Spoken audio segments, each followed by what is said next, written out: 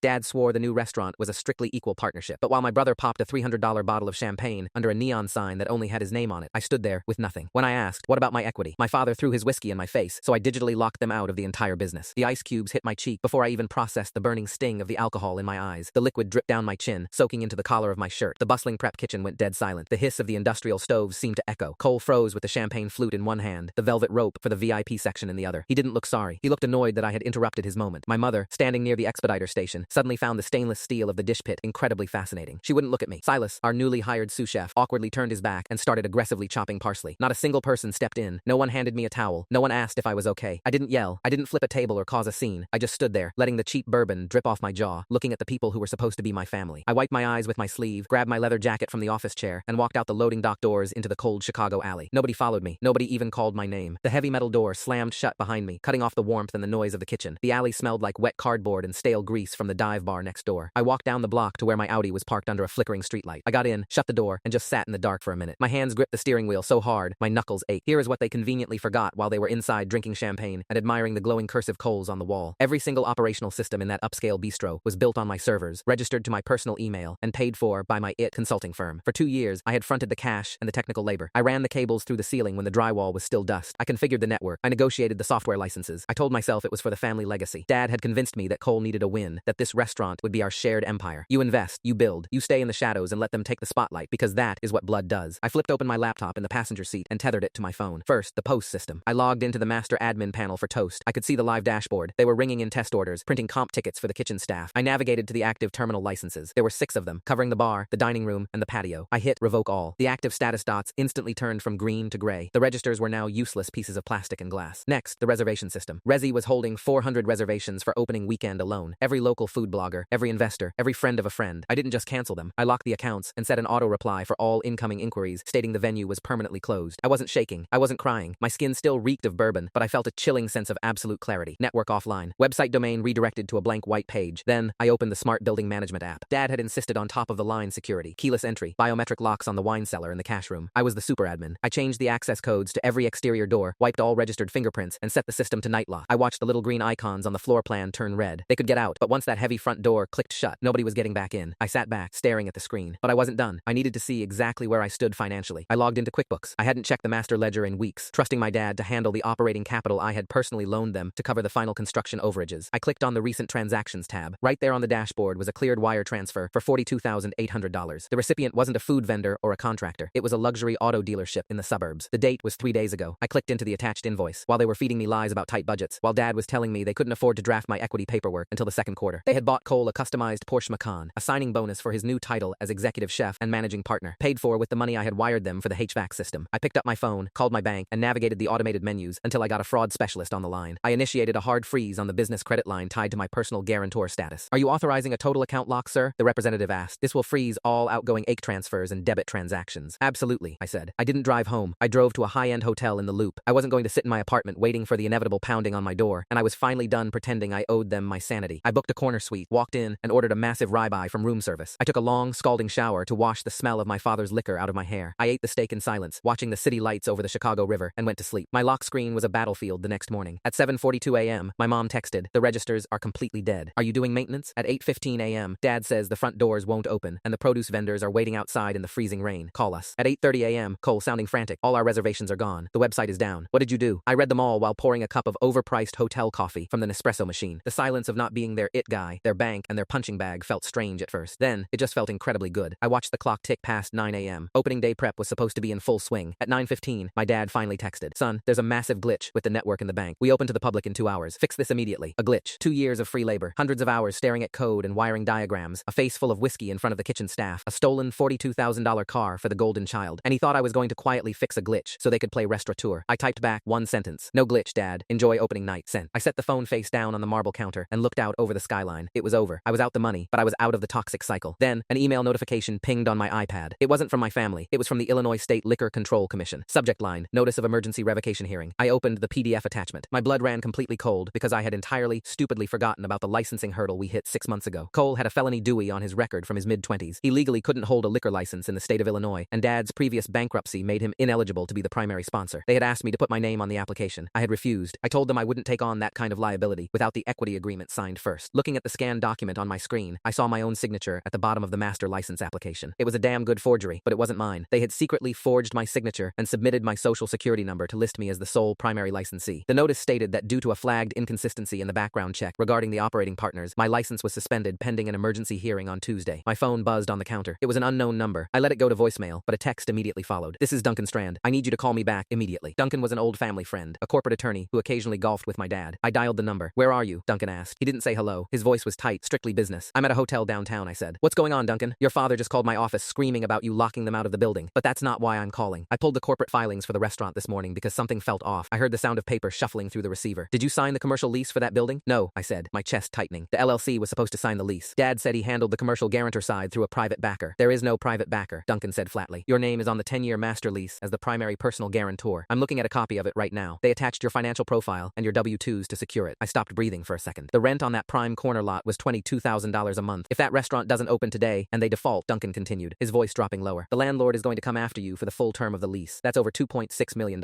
Plus, as the sole liquor licensee, you are personally liable for the $60,000 in alcohol currently locked inside that building. Alcohol they bought on net 30 terms." I leaned against the cold glass of the hotel window. I had locked them out to teach them a lesson. I thought I was walking away from a bad investment. Instead, I had just locked myself into financial ruin. "What are my options?" I asked, my voice barely above a whisper. "You have two," Duncan said. "You go down there, unlock the doors, fix the computers, and let them open so they can start generating revenue to pay the rent. You swallow your pride, and you play along until we can legally untangle you. And the second option?" Duncan sighed heavily. "You go to the Chicago Police Department right now. You file a formal report for identity theft and forgery. You throw your father and your brother to the wolves. Because if you don't put them in handcuffs, you are going to spend the rest of your life paying off their restaurant." Before I could answer, my cell phone beeped with an incoming call. It was my mother. "I have to go, Duncan," I said, and clicked over. "Please." My mother's voice cracked the second I answered. She was crying. Real, panicked tears. "Please, just unlock the doors. The produce is spoiling on the sidewalk. Cole is losing his mind. We have investors showing up at 4 o'clock. You're destroying your brother's dream." "My brother's dream is built on my forged signature," I said, my voice eerily calm. "Did you know they forged my name on the lease and the liquor license?" There was a long, suffocating silence on the line. I heard a truck horn blare in the background. "We were going to fix it," she whispered, her voice trembling with a mix of guilt and defensive anger. "You have clean credit. Cole needed a second chance, and your father couldn't get approved. It's just paperwork. We're family. You don't do this to family. Family doesn't throw whiskey in my face and steal 40 grand to buy a Porsche," I said. "Just open the doors," she pleaded, dropping the excuses. "Please, we will sign whatever equity papers you want on Monday. I promise." I looked down at the street below, the tiny cars moving in neat lines, the people walking to jobs that didn't involve their parents committing federal fraud against them. Monday, she was promising me Monday. But the emergency hearing with the Liquor Commission was Tuesday. If they opened tonight and served alcohol under a suspended forged license, the state wouldn't just fine us. They would press criminal charges against the licensee. "Me, Mom," I said, my voice dropping until it was completely flat. "Listen to me very carefully. You aren't opening tonight. Not because of the computers. Not because I'm mad about the car. You aren't opening because the Illinois State Liquor Control Commission suspended the license this morning." "What?" The word barely made it out of her throat. "They flagged the background check. Cole's Dewey. They realized I wasn't the actual operator, and they found the forged signature. There is an emergency hearing on Tuesday. If a single drop of alcohol is poured in that building tonight, I go to jail for operating a suspended license under fraudulent pretenses. Do you understand what I am saying?" More silence. The truck horn in the background faded into the hum of downtown traffic. "Your father said he took care of it," she whispered. It wasn't a defense. It was the sound of a woman realizing her husband had lied to her too, or maybe she was just playing dumb. It didn't matter anymore. Dad didn't take care of anything. He forged my name to steal a $2 million lease and a liquor license. Do not call a locksmith. Do not try to force those doors. If you do, I will call the police and report a break-in at my property. Because according to the state of Illinois, that building and everything inside it belongs to me. I hung up before she could start crying again. I dialed Duncan back immediately. He picked up on the first ring. "I'm here," I said. "I just told my mother about the suspension. What's my play?" "You need to get down there," Duncan said. "Right now. Your dad is desperate. He's got investors showing up at 4, and he's got 60 grand in inventory sitting in the dark. He is not going to just pack up and go home. He's going to call a commercial locksmith, and he's going to try to open. I just told them I'd call the cops if they did. Don't bluff. Go down there and take physical possession of the premises. You are the sole guarantor on the lease. You are the sole name on the liquor license. Legally, you are the only person who has the right to authorize entry into that building. If a locksmith drills those locks on your father's orders, it's breaking and entering. You need to be standing on the sidewalk with your ID and a copy of the lease to send the locksmith away. And the inventory? Lock it down. If they get in and start pouring, the liability is entirely on you." Duncan paused. "I've already drafted an emergency injunction to sever your name from the LLC, but I can't file it until Monday morning when the courts open. You have to hold the line until then. Can you do that?" "I can do it. Call me if it gets physical," Duncan said. "And whatever you do not let them inside." I grabbed my jacket and took the elevator down to the lobby. The weather had turned miserable, a freezing, driving rain sweeping off Lake Michigan. I had the valet bring my car around, and I drove the 15 blocks to the West Loop. The street was a disaster. The neon Kohl's sign was dead, matching the dark windows of the restaurant. Out front, 2 delivery box trucks were idling in the loading zone, their hazard lights blinking through the rain. Pallets of fresh produce, cases of heirloom tomatoes, microgreens, and premium Wagyu beef were stacked on the wet sidewalk under a small canvas awning, getting ruined by the spray of passing cars. My father was standing in the middle of the chaos, wearing a tailored Italian suit that was getting ruined by the rain, yelling into his cell phone. Cole was pacing back and forth near the main entrance, kicking at the brick wall, looking like a caged animal. My mother was sitting inside my father's Mercedes SUV, parked at the curb, staring blankly out the passenger window. And right at the front doors, a guy in a heavy canvas jacket was pulling a massive power drill out of a tool bag. A commercial locksmith. Duncan was right. I parked illegally in front of the delivery trucks, put my hazards on, and got out into the freezing rain. Stop, I yelled, walking straight toward the front doors. The locksmith paused, looking back over his shoulder. My dad snapped his phone shut and turned. When he saw me, his face went dark red. He didn't look apologetic. He looked furious. It's about damn time, my dad snarled, stepping into my path. Unlock the doors. Now, these vendors have been waiting for 2 hours, and the meat is going to spoil. I ignored him and walked around him, stopping directly in front of the locksmith. I am the primary leaseholder of this property, I said, pulling my driver's license out of my wallet and holding it up. My name is on the commercial lease.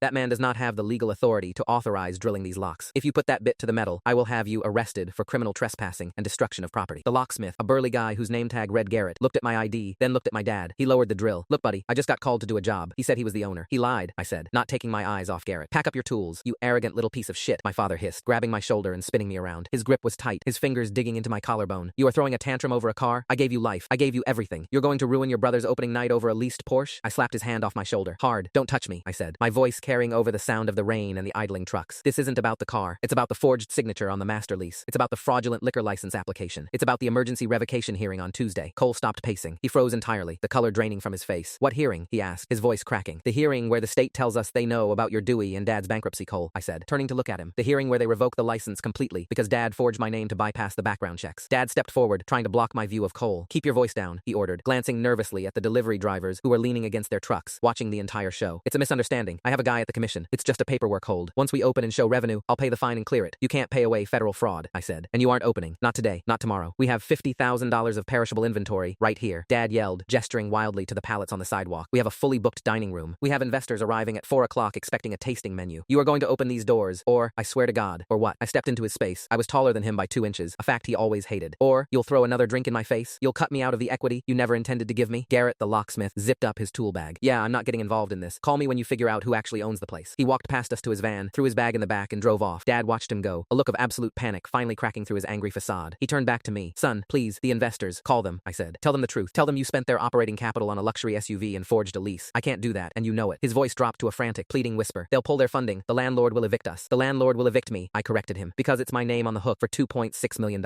You didn't just steal from me, Dad. You tried to bury me. A sleek black Lincoln Town car pulled up to the curb behind my Audi. The tinted back window rolled down, and a woman in her late 50s, wearing a sharp gray trench coat, looked out at the rain, the pallets of spoiling food, and the three of us standing on the sidewalk. I recognized her instantly. It was Margot Kellner. She was a venture capitalist from the North Shore, and she was the lead investor who had supposedly backed the remaining 40% of the restaurant's startup costs. She was meticulous, ruthless, and famously intolerant of amateur hour. It was only 11:30 a.m. She wasn't supposed to be here until 4. Dad saw the car and physically recoiled. He hurriedly ran a hand through his wet hair, trying to paste on a welcoming, professional smile, but it looked like a grimace. The driver opened an umbrella and escorted Margot out of the car. She stepped onto the sidewalk, sidestepping a puddle, and looked at the dark restaurant, then at the pallets of wet tomatoes. Richard, Margot said, her voice crisp and cutting through the sound of the rain. She looked at my dad. I just received an automated email from the Resi platform stating this venue is permanently closed, and my assistant tells me your phone is going straight to voicemail. Would you care to explain why your grand opening looks like a foreclosure sale? I stared at the glowing screen of my phone. The Lincoln's tires hissed over the wet asphalt, the sound blending with the steady drumming of rain on the roof. My thumb hovered over the keyboard, but my brain couldn't process the words. She's the one who set the whole thing up. I looked up. Margot was sitting across from me in the plush leather seat, casually scrolling through emails on her iPad. Her reading glasses were perched perfectly on the bridge of her nose. She didn't look like a criminal mastermind. She looked exactly like what she was, a venture capitalist who had just secured a $2 million asset for pennies on the dollar. You didn't just discover that ledger, I said, my voice barely carrying over the hum of the engine. Margot didn't stop scrolling. Excuse me? Apex Hospitality, I said, putting my phone face down on the center console. You didn't just stumble onto it in that bottom drawer. You knew it was there because you put the shell company together. She finally stopped tapping the screen. She took off her glasses, folded them neatly, and placed them in her lap. She didn't look shocked or caught. She just looked mildly disappointed that we were having this conversation so soon. Your father came to my firm 9 months ago, Margot said, her tone as conversational as if we were discussing the weather. He pitched a restaurant valuation that was mathematically absurd. He wanted me to put up $1.2 million,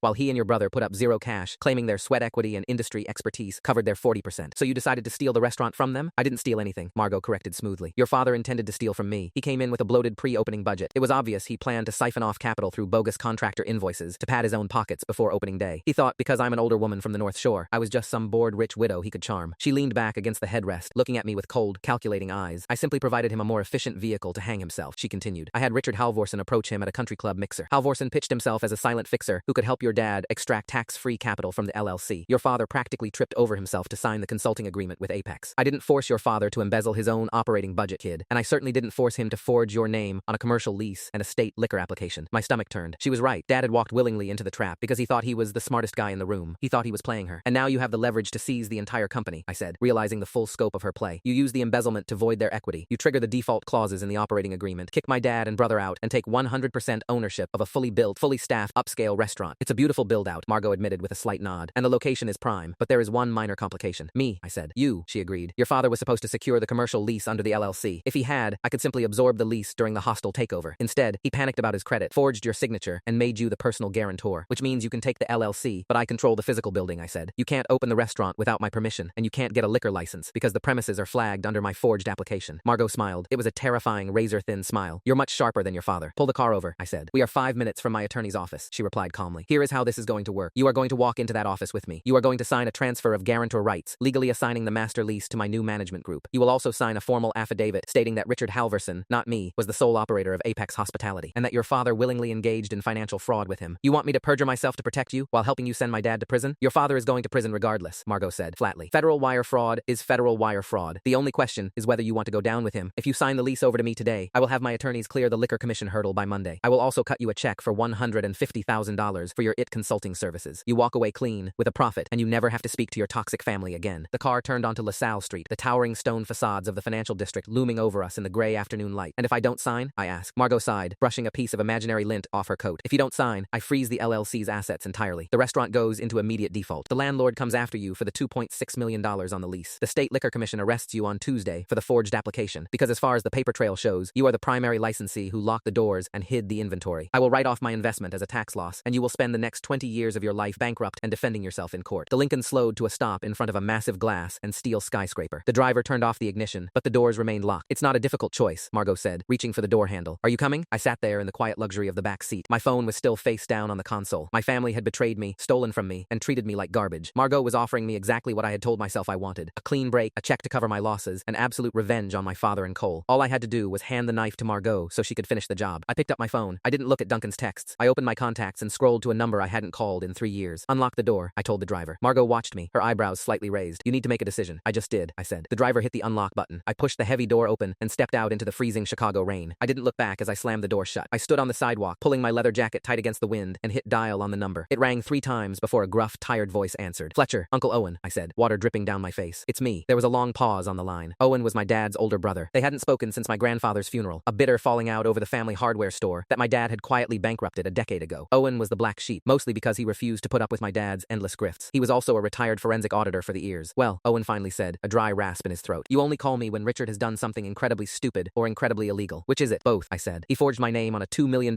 commercial lease and a state liquor license. He also just handed 60% of a restaurant to a venture capitalist who set him up in a shell company embezzlement scheme. Owen whistled low and slow into the receiver. That's a new personal best for him. Are you on the hook? I'm the guarantor. The VC just offered me $150,000 to sign the lease over to her and sign a false affidavit protecting her from the shell company fallout. If I do, she crushes my dad and takes the restaurant. If I don't, she lets the LC burn and leaves me holding the bag for the lease and the fraud charges. She's bluffing about writing it off, Owen said immediately. His voice sharpened, shifting instantly into auditor mode. Venture capitalists don't walk away from a $1.2 million sunk cost on opening day if the asset is fully built out. She wants that restaurant. She just wants it without your father attached to it. She has all the physical files, I told him, walking quickly down LaSalle, ducking under the awnings of closed banks to escape the rain. I helped her pull them from the office. But I still have master access to the digital servers. Good. Don't sign a damn thing, Owen ordered. Where are you? Downtown, LaSalle and Monroe. There's a diner on Wells, the Golden Apple. Go there, order a black coffee, and don't speak to anyone. I'm driving in from Naperville right now. I want to see the digital ledgers. Owen, I don't have much time. The Liquor Commission hearing is on Tuesday, and Margot is going to file a civil suit on Monday morning. She's not going to file anything if we find the structural flaw in her shell company, Owen said grimly. Your dad is a moron, but this Margot woman sounds arrogant. Arrogant people leave digital fingerprints because they think they're too smart to get caught. I'll be there in 40 minutes. He hung up. I shoved my phone in my pocket and started walking toward Wells Street. The anger that had been keeping me warm all morning was fading, replaced by a cold, heavy dread. When I reached the Golden Apple, I slid into a vinyl booth in the back corner. The place smelled like burnt coffee and old frying oil. It was a sharp contrast to the polished mahogany and imported marble of Cole's Bistro. I ordered a coffee from a tired waitress and pulled my laptop out of my bag. I tethered it to my phone and opened the master server dashboard. Margot had the physical papers, but every transaction, every email, and every QuickBooks entry routed through the network I had built. I started pulling the metadata for Apex Hospitality. 20 minutes later, the bell above the diner door jingled. I looked up to see Uncle Owen shaking out a wet umbrella. He looked older than I remembered, his hair completely gray, wearing a faded Carhartt jacket. He spotted me in the back, gave a curt nod, and walked over. He slid into the booth across from me, didn't bother saying hello, and pulled a pair of reading glasses from his breast pocket. Show me what you have, he said, pulling my laptop toward him. I pulled the wire transfers to Apex, I said, pointing to the screen. 4 payments of $12,000, authorized by my dad's login. Owen squinted at the screen. Where did the money go after it hit the Apex account? I don't know. I don't have access to Apex's banking records, just the LLC's outgoing wires. Let's look at the IP logs, Owen muttered, his fingers flying across the trackpad with surprising speed. If Halverson was the registered agent, he should be the one logging in to invoice the LLC. see. But if Margot set it up, he clicked through a series of back-end routing tables I hadn't even thought to check. He paused, leaning closer to the screen. Look at this, Owen said, tapping a line of code. The invoices from Apex were generated and emailed to your dad's inbox. But look at the originating IP address for the email server. I looked at the string of numbers. I recognized the subnet mask. That's a North Shore IP. Win, Netka, area. Right where Margot Kellner's venture firm is headquartered, Owen said, a slow, predatory smile spreading across his face. Halvorsen didn't send those invoices. Someone inside Margot's office did. She wasn't just a passive observer letting your dad hang himself. She actively initiated the fraudulent billing. That breaks the veil. That makes her an active co-conspirator in federal wire fraud. Before I could respond, my phone vibrated on the table. It wasn't Duncan. It wasn't Margot. It was my mother. I stared at it. I had ignored her last 3 calls, but something about seeing her name on the screen, right as we uncovered the proof to destroy Margot, made my chest tight. Answer it, Owen said, not looking up from the screen. See what their panic level is. I swiped to accept the call and put it on speaker, keeping the volume low. What, Mom? Where are you? Her voice was barely a whisper. She didn't sound frantic anymore. She sounded entirely hollowed out. I'm busy, Mom. I told you. Cole is gone, she interrupted, her voice breaking. I froze. What do you mean, gone? After you left with Margot, your father lost it. He started screaming at Cole, blaming him for the Porsche, blaming him for the Dewey that ruined the license. Cole threw his keys at him and walked away. That was 2 hours ago. Mom, he's a grown man. He probably went to a bar to cool off. No, she sobbed, the sound wet and miserable through the tiny speaker. The police just called. He didn't go to a bar. He went to the luxury dealership in Evanston. He tried to force them to take the Porsche back for a cash refund so he could pay the vendors on the sidewalk. When they refused, he got into a physical altercation with the sales manager. I closed my eyes, pinching the bridge of my nose. Mom, please tell me he didn't. He's in holding at the Evanston precinct, she cried. They're charging him with aggravated assault. And because he's still on probation for the Dewey, they won't set bail. He's violating his probation. They're going to keep him. I looked across the table at Owen. He had stopped typing. He was staring at the phone, his face completely unreadable. Your father went to the police station. My mother continued, her voice hitching with panic. But he can't do anything. We don't have the money for a defense attorney. All our cash is tied up in the LLC, and the bank just told us the account is frozen. We have nothing. She took a shaky breath. I know we hurt you. I know your father lied, but he's your brother. Please, you have to help him. I looked at the laptop screen. I had the digital proof to go to war with Margot, to clear my name from the lease, to walk away clean. But doing that meant handing the FBI a neatly packaged file that would send my father to federal prison for wire fraud and leaving Cole to rot in a county jail for violating his probation. I'll call you back, I said, and ended the call. I sat back against the vinyl booth. The diner suddenly felt suffocatingly hot. Well, Owen said quietly, closing the laptop. The house of cards didn't just fall. It caught fire. What do I do, Owen? I asked, looking at the man who had walked away from my father 10 years ago and never looked back. If I take this IP data to Duncan, we can leverage Margot to release me from the lease. But it completely incinerates my dad. Owen picked up his coffee cup, took a sip, and set it down precisely in the center of the saucer. You're asking the wrong question, Owen said, locking his eyes on mine. You're asking how to save yourself without hurting them. But they didn't just throw you in the water, kid. They tied the anchor to your ankle. You have to decide if you're willing to cut off your own foot to get to the surface, or if you're going to let them drag you all the way down. He slid the laptop back across the table toward me. Margot gave you until Monday, Owen said. But Cole doesn't have until Monday. If he's violating probation, he goes before a judge tomorrow morning for a detention hearing. If you're going to act, you have to do it now. My phone buzzed again. This time it was an email. Sender, Margot Kellner, subject, draft agreement, time sensitive. I opened it. It was the formal affidavit, pre-signed by Margot's legal team. It required my electronic signature to initiate the transfer of the lease and the $150,000 payout. Attached was a secondary document, a non-disclosure agreement forbidding me from discussing Apex hospitality with anyone, including law enforcement. At the bottom of the email, she had typed one sentence. I heard about your brother's situation in Evanston. Sign the documents in the next hour, and I will wire the funds immediately. Consider it a retainer for his defense attorney. I turned the phone around and slid it across the scratched Formica table. Owen adjusted his reading glasses and leaned over the screen. He read the email twice. He didn't gasp. He didn't look shocked. He just let out a short, dry exhale that sounded almost like a laugh. She's good, Owen murmured, tapping his index finger on the edge of his coffee saucer. She's a shark, and she smells the blood in the water. But she's also overplaying her hand because she thinks you're as stupid as your father. What do you mean? I asked, my heart hammering against my ribs. She has the money. Mom said they won't grant bail, but maybe with a high-end defense attorney. Kid, stop, Owen interrupted, his voice dropping into that flat, authoritative tone he used to use when we were kids and someone was about to get hurt. You don't buy your way out of a probation violation on a Friday afternoon. Cole caught a new felony charge, aggravated assault. The judge isn't going to look at a retained attorney and suddenly forget Cole is already on paper for a Dewey. He's sitting in county lockup until at least Monday, probably longer. Margot knows that. She's counting on the fact that your mother is panicking and your father is legally illiterate. She's using your brother's arrest to force a 1-hour clock on a $2 million asset. I stared at him. The sheer calculated cruelty of it made my stomach turn. Margot wasn't trying to help my family. She was weaponizing my mother's grief to get me to sign away my only leverage before I had time to think. So what's the move? I asked, feeling a strange, icy calm washing over me. The guilt I had felt 10 minutes ago, the heavy, suffocating weight of my mother's tears, was completely gone. It burned away, leaving nothing but absolute clarity. You call your lawyer, Owen said, tapping the lid of my laptop. You send him the IP logs. You send him this email, and you tell him to call Margot's bluff. I pulled my phone back, took a screenshot of Margot's email, and forwarded it to Duncan Strand, along with the IP routing tables we had just pulled from the master server. Then I dialed Duncan's direct line. He answered on the second ring. Tell me you didn't sign anything. I didn't sign anything, I said. Look at your inbox. Uncle Owen is here with me. We pulled the server logs. Owen is there? Duncan sounded surprised, then relieved. Hold on. Let me open the attachments. The line went quiet for about 30 seconds. The diner around us was practically empty. The waitress was wiping down the counter with a bleach rag, the sharp chemical smell cutting through the grease. Holy hell, Duncan breathed into the receiver. The invoices from Apex originated from her firm's internal subnet. She generated them. She didn't just facilitate the embezzlement, I said. She initiated it. That makes her an active participant in wire fraud. It makes her the architect of a criminal conspiracy. Duncan corrected, his lawyer voice completely gone, replaced by raw shock. If I take this to the U.S. attorney, they don't just void the operating agreement. They freeze her entire venture fund pending a federal investigation. She'd be disbarred from every financial board in the state. She sent me an ENDA and a transfer agreement, I told him. She gave me 1 hour to sign it, or she files a civil suit on Monday to take the restaurant and leave me with the lease. She won't file a damn thing, Duncan said, his voice tightening. Not with this hanging over her head. She knows she left a digital trail, and she's trying to buy your silence before you realize what you actually possess. But listen to me. If we use this, he paused. If we put this on the table, your father is still in the blast radius. He still authorized those transfers. If Margot goes down, Richard goes down. I looked across the table at Owen. He was watching me intently, his jaw set, waiting to see if I was going to fold. Before I could answer Duncan, Owen's cell phone started vibrating on the table next to my laptop. He glanced down at the screen. His expression hardened into a piece of granite. He picked up the phone and turned the screen toward me. The caller ID read, Richard, my dad, calling the brother he hadn't spoken to in 3 years, the brother he had sworn he would never ask for help again. Owen hit the speaker button and set the phone down between us. What do you want, Richard? Owen, my dad's voice crackled through the speaker. He sounded out of breath, frantic, and entirely broken. Owen, listen to me. I need a favor, a massive favor. I wouldn't call if it wasn't an absolute emergency. You wouldn't call if you hadn't already exhausted every other mark in your contacts. Owen corrected flatly. Where are you? I'm at the Evanston Police Precinct, Dad said, his voice dropping to a harsh whisper. Cole got arrested. It's a misunderstanding, an altercation with a car dealer. They're trying to hold him on a probation violation. I need $50,000 for a retainer for a defense guy, a real heavyweight. I can pay you back on Monday. The restaurant opens. The restaurant isn't opening. Richard, Owen cut him off. I know about the lease. I know about the suspended liquor license. I know about the shell company you used to embezzle from your own operating budget. There was a dead, suffocating silence on the other end of the line. The background noise of the police precinct, the muffled voices, the heavy doors closing, suddenly sounded very loud. Who told you that? Dad finally choked out. His voice was no longer frantic. It was sharp and defensive. Did that ungrateful little shit call you? He's the one who caused this. He locked us out of the network out of pure spite. He ruined opening night because he was jealous of Cole. He's trying to destroy everything I built. I stopped breathing. I sat there in the vinyl booth staring at the phone. He didn't know I was listening. He didn't know I had spent the last 2 hours trying to figure out how to save him from federal prison. His first instinct, his very first defense mechanism when confronted with his own fraud, was to blame me. Richard, Owen said, his voice dangerously quiet. You forged his signature on a commercial lease. You tied him to a $2 million liability. You stole from him to buy Cole a car. It's family business. My dad exploded, the panic returning, thick and desperate. It was a temporary cash flow solution. I was going to fix it. He's my son. He's supposed to back me up, not throw a tantrum and call the lawyers. You don't understand, Owen. Margot Kellner is threatening to pull the plug. She's going to take the LLC. If you don't wire me the money for Cole's lawyer, I lose my son and my restaurant in the same day. Please, you're my brother. I'm your brother, Owen agreed softly. But he's your son, and you just threw him to the wolves without a second thought. Owen didn't wait for a response. He reached out and ended the call. The screen went black. He looked up at me. He didn't offer any sympathy. He didn't say I'm sorry. He just looked at me like an auditor who had finally found the missing zero at the bottom of a bankrupt ledger. Duncan, I said, leaning closer to my phone, which was still connected on the other line. Are you still there? I heard it, Duncan said heavily. Draft the response to Margot, I told him. My voice didn't shake. I didn't feel sad anymore. I just felt incredibly, dangerously focused. We aren't taking the $150,000. We aren't signing the ENDA. What are we asking for? Duncan asked. Everything, I said. She wants the restaurant? Fine, but she takes the commercial lease with it. She assumes full liability for the building, the vendor debts, and the build-out. She removes my name entirely, and she does it by 5 o'clock today, or I forward these IP logs to the Illinois Attorney General and the SEC. She's going to push back, Duncan warned. She's going to say that exposing her exposes your father. She's going to use him as a human shield. Let her, I said. My father made his bed. He signed the consulting agreement with Apex. He forged the lease. If Margot wants to burn him to try and save herself, she can go right ahead, but she's not keeping my name on that building. All right, Duncan said, the professional edge returning to his voice. I'm drafting the demand letter now. I'll send it directly to her general counsel. Where are you going to be? I'm going back to the restaurant, I said. Owen raised an eyebrow. Why? The doors are locked. The servers are down. Because the vendors are still sitting on the sidewalk, I said, closing my laptop and shoving it into my bag. And because my name is still technically on that forged liquor license. If Margot's people try to force entry before Duncan gets the lease transferred, I need to be standing on that property to have them arrested for trespassing. I'm coming with you, Owen said, tossing a $5 bill onto the table for the coffee. We walked out of the diner and back into the freezing rain. My car was parked 2 blocks away. As we drove back toward the West Loop, the city felt different. The imposing skyscrapers didn't feel like monuments to people like Margot anymore. They just felt like concrete boxes full of people desperate to hide their own messes. When we pulled onto the street where the restaurant was located, the scene had changed. The 2 delivery trucks were gone. The pallets of expensive produce and Wagyu beef were still sitting on the wet sidewalk, but they had been roughly covered with blue plastic tarps. My dad's Mercedes SUV was no longer parked at the curb, but there was a new vehicle idling in the loading zone, a sleek silver Range Rover with heavily tinted windows, and standing under the awning of the restaurant, completely dry in a tailored black overcoat, was a man I had never seen before. He was holding a heavy steel clipboard and talking to a locksmith, not Garrett from this morning, but a different guy, who was already running an extension cord from a portable generator in his van toward the front doors of Cole's Bistro. I threw the Audi into park, not bothering to find a real spot, and got out into the rain. Owen was right behind me. Hey, I shouted, jogging toward the entrance. The man in the overcoat turned. He had a sharp, angular face and wire-rimmed glasses. He didn't look intimidated. He looked annoyed. Can I help you? He asked smoothly, stepping in front of the locksmith. You can pack up your tools and get off my property, I said, pointing at the drill in the locksmith's hand. I am the primary guarantor on this lease. You do not have authorization to drill these locks. The man in the overcoat checked his clipboard. You must be the son. My name is Halvorsen, Richard Halvorsen. I represent Apex Hospitality and the majority shareholders of this LLC. Your father, the managing partner, just authorized an emergency entry to secure perishable inventory. I stopped dead in my tracks. Richard Halvorsen, Margot's silent fixer, the man whose name was on the shell company that had just drained $40,000 from the operating budget. Margot hadn't retreated when I didn't sign the document. She had escalated. She had sent her bagman directly to the property to to take physical possession of the space. My father doesn't have the authority to authorize entry, I said, my voice rising over the hum of the locksmith's generator. He doesn't hold the lease. I do. Actually, Halvorsen said, reaching into his coat pocket and pulling out a folded piece of paper. He does. As of 20 minutes ago, your father signed a provisional addendum naming Apex Hospitality as the primary property managers due to your technical interference with the business operations. We have a legal right to enter and secure our assets. He held out the paper. It was a hastily printed document, watermarked with Margot's firm's logo. At the bottom, in wet blue ink, was my father's frantic, messy signature. Dad hadn't just blamed me on the phone. He had officially sold me out to the very people who were stealing his restaurant, just to get back inside and pretend he was still in control. I looked at the messy blue ink on the paper. The R was frantic, the loop trailing off the page. He was so desperate to save his own skin that he had signed away the last piece of leverage he had. I didn't yell. I didn't rip the paper out of Halvorsen's hand. I just looked at him, standing there in his expensive coat, expecting me to fold because he had a piece of paper with my father's name on it. That's a very nice signature, Uncle Owen said, stepping up beside me. He didn't even look at the document. He kept his eyes fixed on Halvorsen. But a provisional addendum to an LLC operating agreement doesn't override the property rights of the master lease guarantor, especially when the managing partner who signed that addendum just committed federal wire fraud to embezzle from his own company. Halvorsen's polite, annoyed expression didn't change, but his jaw tightened, just a fraction of an inch. I don't know what you're talking about. I'm here on behalf of Apex Hospitality to secure. We know what Apex is, I interrupted. My voice was dead calm. We know it's a shell company. We know you're the registered agent. And as of an hour ago, we also know that the invoices sent to this LLC to drain $42,000 from the operating budget didn't originate from your laptop. Halvorsen. I pulled my phone out of my pocket and held up the screen. I had the IP routing table pulled up. They originated from a server subnet in Winnetka, I said, directly inside Margot Kellner's venture capital firm. Margot didn't just watch my dad steal the money. She logged in and initiated the fraudulent billing herself. She generated the invoices. She is an active co-conspirator in a federal crime. The locksmith, who had been standing there holding the plug for his generator, slowly lowered it. He looked between me, Owen, and Halvorsen. Yeah, I'm out, the locksmith muttered. He didn't even wait to pack his cords neatly. He threw them into the back of his van, slammed the doors, and drove off, leaving Halvorsen standing alone on the wet sidewalk. Halvorsen didn't try to stop him. He was staring at the IP logs on my phone. The arrogant, untouchable aura he had walked up with was completely gone. He was a professional bagman, and a professional bagman knows exactly when the bag is leaking. My attorney, Duncan Strand, just emailed Margot's general counsel, I told him, putting the phone away. We are declining her $150,000 offer. We are declining her ENDA. Here is the counteroffer. Margot takes full assumption of the commercial lease by 5 o'clock today. She removes my name as guarantor, and she formally assumes all liability for the vendor debt and the physical property. If I don't have the signed release in my inbox by 4:59 p.m., Duncan forwards those server logs to the U.S. Attorney's Office, the SEC, and the Illinois Attorney General. Halvorsen stared at me. He looked at the dark windows of the restaurant, then down at the rotting pallets of expensive Wagyu beef and heirloom tomatoes getting pounded by the rain. She won't take the lease, Halvorsen said quietly, almost to himself. Not if the liquor license is permanently flagged for fraud. The venue is useless. Then she better start looking for a very good federal defense attorney, Owen said cheerfully, because I used to audit venture funds for the ears, and I can promise you, once they open her books, they aren't going to stop at Apex. Halvorsen didn't say another word. He folded the useless addendum, put it back in his coat pocket, turned on his heel, and walked back to his idling Range Rover. He got in and drove away without looking back. The street was finally quiet, except for the sound of the rain hitting the canvas awning. I looked at Owen. He looked back, water dripping off the brim of his faded cap. She'll sign, Owen said simply. A $2 million lease is pocket change to a fund like hers. Federal prison isn't. She'll sign the release, write off the loss, and fire Halvorsen by Tuesday. And my dad? I asked. Margot will dissolve the LLC to bury the paper trail. The restaurant goes back to the landlord. The vendors will sue your father for the unpaid inventory, and the bank will repossess the Porsche when he misses the first payment. As for Cole, Owen looked down the street. Cole is going to sit in county lockup until the judge decides what to do with a violent probation violator. Your father is going to have to watch his golden boy take the fall, and he won't have a dime to stop it. My phone buzzed in my pocket. I pulled it out. It was a text from my dad. Please tell me you let Halvorsen in. The investors are texting me. If we don't show them the dining room, they're pulling out. I need you to fix this. We can talk about your equity tomorrow. I stared at the words. I need you to fix this. After 2 years of free labor, after the whiskey in my face, after the forged lease and the stolen car, and the betrayal, not even 30 minutes ago, he still thought I was his it guy. He still thought I was the one who existed to clean up his messes in the shadows so he could stand in the neon light. I didn't type a reply. I went to his contact profile, scrolled to the bottom, and hit block caller. I did the same for my mother. And then, for Cole, let's go get a decent steak, Owen said, clapping a heavy hand on my shoulder. I know a place in Naperville. They don't have a velvet VIP rope, but the roof doesn't leak. Sounds perfect, I said. I walked back to my car, getting behind the wheel. I didn't look at the dead cursive sign on the brick wall. I didn't look at the spoiling food. I just put the car in drive and pulled away from the curb, leaving the restaurant and everything inside it, sitting alone in the dark.